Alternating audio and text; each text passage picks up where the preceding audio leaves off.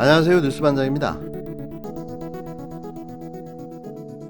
게다가 같은 논리면 그래서 이거 물어보면 안 된다라는 식으로 말씀하시는데 지금 재산 누락으로 재판받고 계시지 않습니까? 그런 분이 지금 누구의 재산 신고를 감히 함부로 검증하겠다고 하시는 것인지 도저히 이해가 가지 않습니다. 제대로 알고 질의를 하시기 바랍니다. 이상입니다. 27일 지난해 4.15 총선 당시 재산을 축소 신고해 선거법 위반 혐의로 기소된 조수진 국힘당 의원이 1심에서 벌금 80만 원을 선고받고 의원직을 유지하게 됐습니다. 검찰의 150만 원 벌금형 구형의 절반에 해당하는 벌금이 선고된 건데요. 대체 이 기울어진 재판부는 왜 존재해야 하는 걸까요? 같은 죄에 대해서도 이렇게 형평과 공평에 어긋난 판결을 아무렇지도 않게 내어주는데요.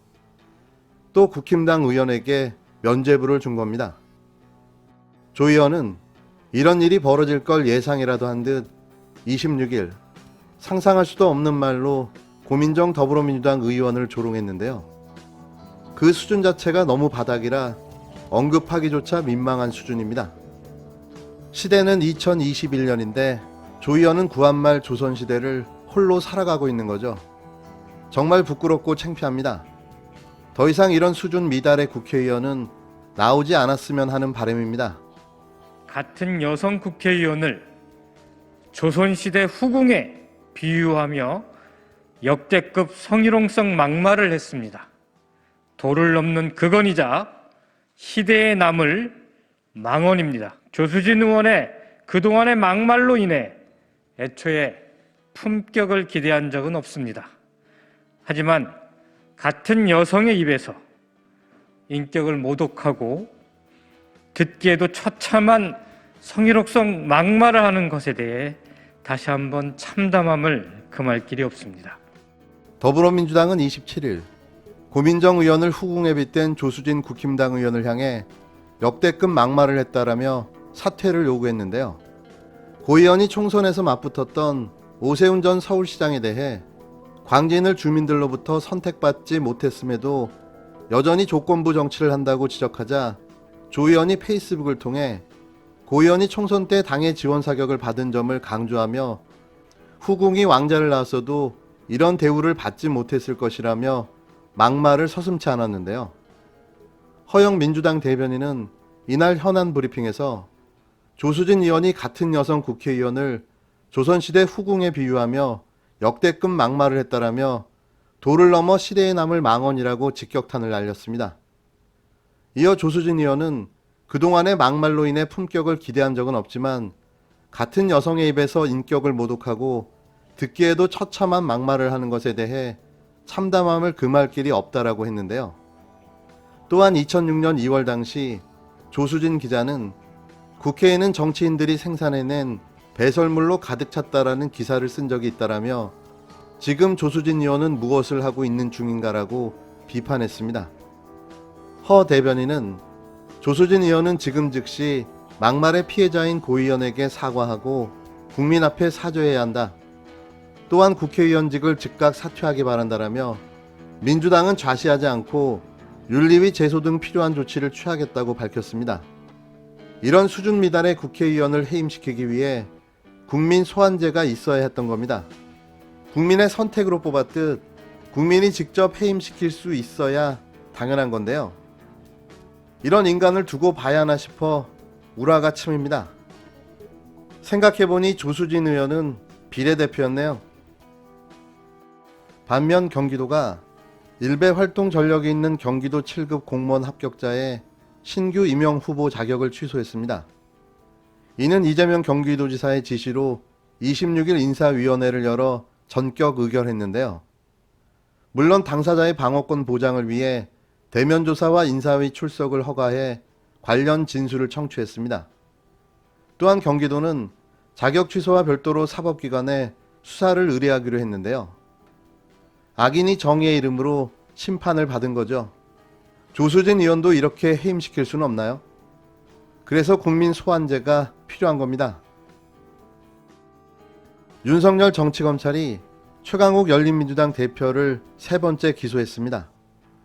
첫 번째 기소는 공직기강 비서관 재직 시 피의자 출석 요구도 않은 채 검찰 인사발표 30분 전 전격으로 이루어졌고, 두 번째 기소는 선거법 공소시효 마감날 밤에 또한 전격적으로 이루어졌습니다. 세 번째 기소는 첫 번째 기소 내용에 대한 재판 선고 전날 또한 전격적으로 이루어졌는데요.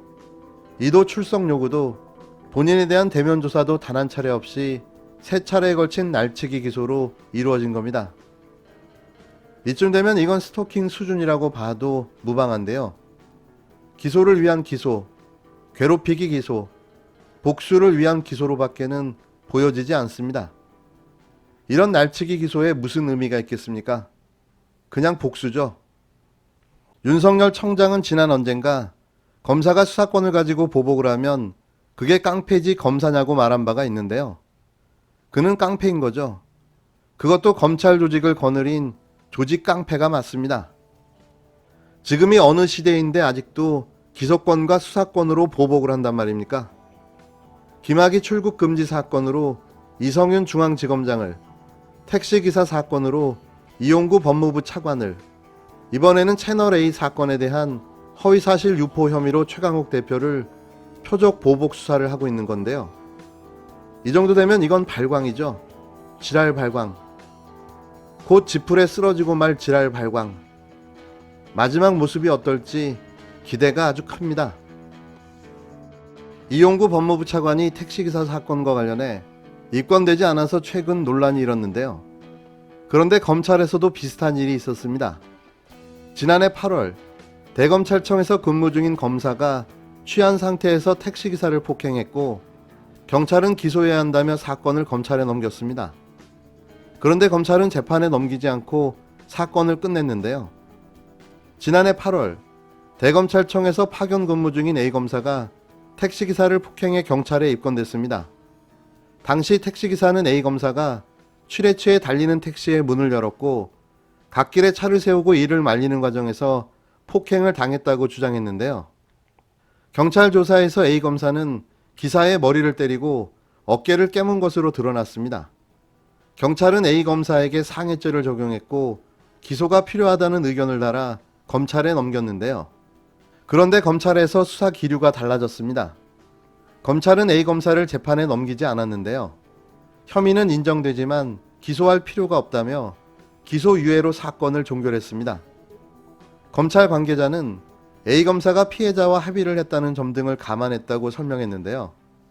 일반적인 폭행 사건은 반의사 불벌죄, 다시 말해 피의자가 원하지 않으면 처벌할 수 없습니다. 하지만 상해죄는 다릅니다. 반의사 불벌죄에 해당하지 않는데요. 피해자의 의사와 무관하게 기소할 수 있는 겁니다. 검사의 불기소로 A검사의 문제를 재판에서 따져볼 기회가 사라졌는데요. 검찰 관계자는 A검사의 혐의는 인정된다며 감찰이 진행되고 있다고 전했습니다. 감찰 결과에 따라 징계 여부가 결정될 것으로 보여지는데요. 하지만 이용구 법무부 차관의 사례와는 너무나도 다른 검찰의 대응에 이게 뭔가 싶습니다. 27일 검찰은 이 차관의 부실 수사와 관련해 서울 서초구 경찰서를 27일 검찰은 이 차관의 부실 수사와 관련해 서울 서초경찰서를 전격적으로 압수수색했는데요. 이래도 되는 겁니까? 정말 끝이 없습니다. 끝이. 검찰은 해체가 그 답입니다.